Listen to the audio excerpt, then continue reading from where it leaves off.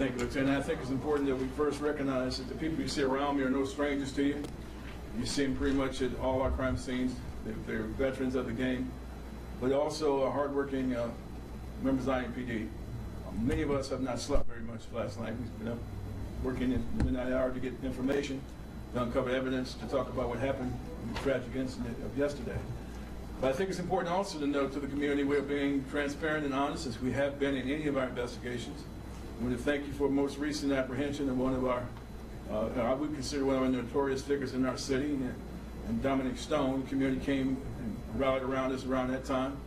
We were clear and concise about what it is, what's happening during those incidences, and we're going to be clear and concise what happened with this incident yesterday. Consistency is the true measure of honesty and integrity, and we're going to continue to be just that, honest and show our integrity. Without further ado, I'd like to introduce to you Bill Lord, Chief of Detectives, who will explain what has happened in the last 24 hours. Good evening. I want to walk you through a little bit about how investigations start, why we're here, and how we got involved in this incident. On April 12th, approximately 15-12 hours, Officer Flynn conducted a traffic stop near 31st and Sherman Avenue.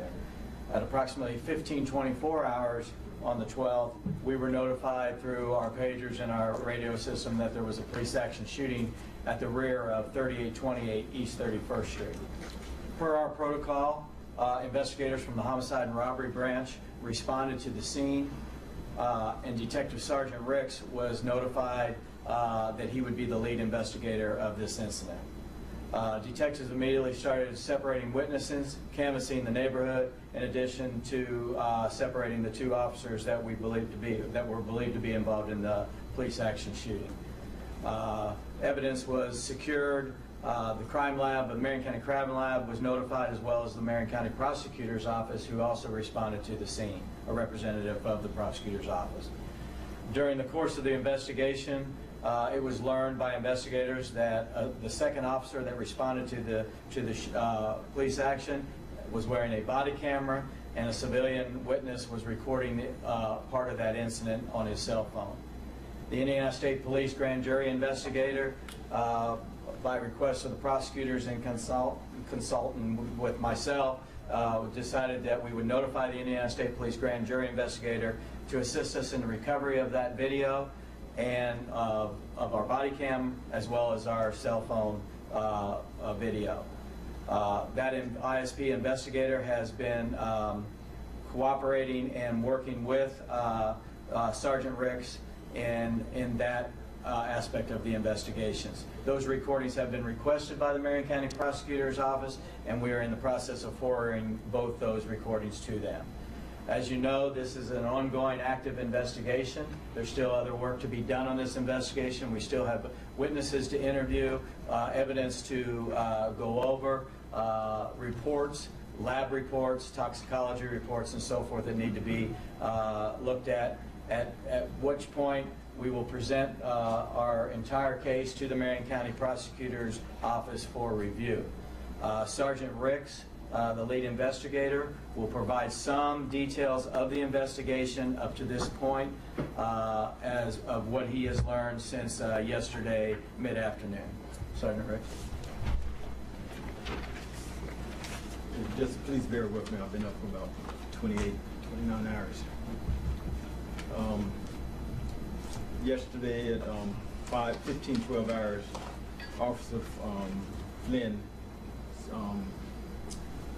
initiated a traffic stop in the 3100 block of North Sherman, at which time he approached the passenger side of the vehicle, where he asked the male passenger in the passenger seat and the female driving the vehicle for their identification and registration to the vehicle, at which time the female complied, handing over her identification and the paperwork on the vehicle, but the male kept fidgeting around. He would not comply with any of the officer's commands, at which point he then turns to the female, mumbles something to her, then bolted out of the driver's side, climbing over the female, opening the driver's side door, and bolted from the vehicle. At that point, it was observed by several witnesses, and that the subject was armed with a handgun on his right hip and a ammo clip in front on his left side, in front. He fled the scene in a northeasterly bound direction.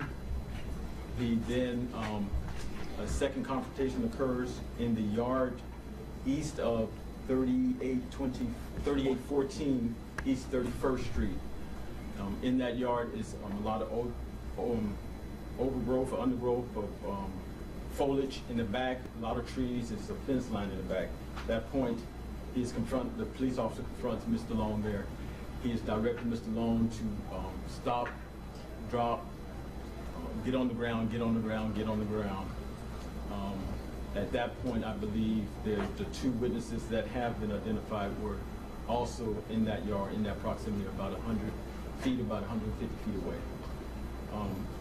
As the officer is pointing his weapon at Mr. Long, he's telling him to get on the ground. He does not comply again, turns his gun sight away from the officer, and at that point, the officer fired his weapon, his service weapon.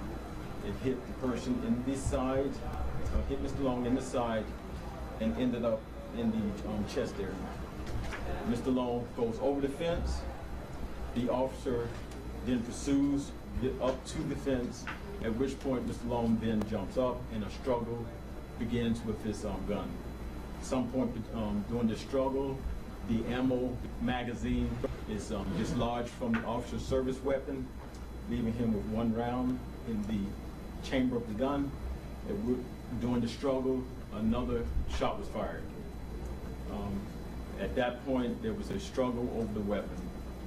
As the second officer, and I'll spell his name, it's Hidlebaugh, approached the scene. He sees the officer laying across the fence, his feet off the ground, his hands outreach, and he's in a struggle for his gun.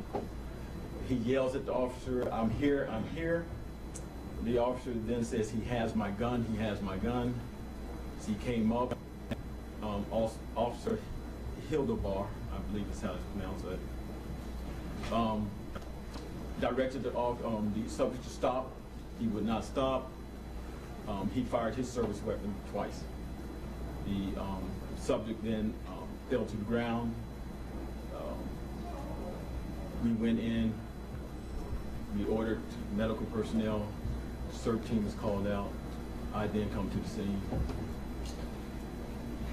And that's all I know at this particular time. I did recover two videos, one from the subject that was in the yard, one on the second officer on the scene had a body camera. We do have those, and I'm turning those over to the grand jury. Thank you. As it stands now, the subject was armed with a 9mm handgun. You heard that. He did not have one. He did not have two. He had 3 magazines on him. He had one in the weapon, one on his waist, and one in his pocket. In addition to that, in the left front pocket, he had drugs, pills, and marijuana in his pocket. We don't know why Mr. Long exited the vehicle the way he did, armed. We don't know why, as a convicted felon, he was armed. We don't know why he even ran from the police officers who did not fire his weapon while he was chasing him. He did not even fire his weapon while he confronted him, gave him verbal commands. I don't know why Mr. Long did not comply with those commands. I don't know why Mr. Long did not listen to the officer. I do know this, he was armed. He was confronting police armed. He ran from police armed. And our officers had to discharge their weapon. Questions? Will you be releasing the video? The prosecutor's office will be releasing any motive to any evidence will be released by the prosecutor's office. The officer feel he was in a fight for his life with this gun? I think the officer felt that he would gain compliance by asking him on several occasions, shoot him in the hand, or better yet, get on the ground, as we heard. Get on the ground, get on the ground, get on the ground. If he felt the need at that point, he could have done more, but he gave him verbal commands and waited for him to comply. But when he attempted to not comply, it's when I believe the round was fired. Does the video support the officer's story, Chief? I think in totality, as the chief lawyer indicated, There are pieces of the investigation we have to, again, collaborate. We hear things that to verify some of the facts we share with you. We want other things to do just that. We know for a fact that there is some correct evidence to some things that took place at this scene. Is there more clarification about how the two officers were injured? There was, I think it was there was a misunderstanding in terms of how the officers were injured. That it looks like during the struggle, one of the officers was injured and the other officer was not injured. So in total, how many times was Mr. Long shot and where? It was apparently at this particular juncture 3 times. And where were those? It was meaning, as he indicated, along the side area on the left side. He was shot in the upper chest area and also in the forearm, base of the forearm. Was Long under investigation prior to this traffic stop? We were not at liberty to say he was in investigation at that time. He is known to us in the law enforcement community. How far behind, how many minutes elapsed between the encounter with the first officer and then with the second officer? Within seconds, I would say, within less than a minute.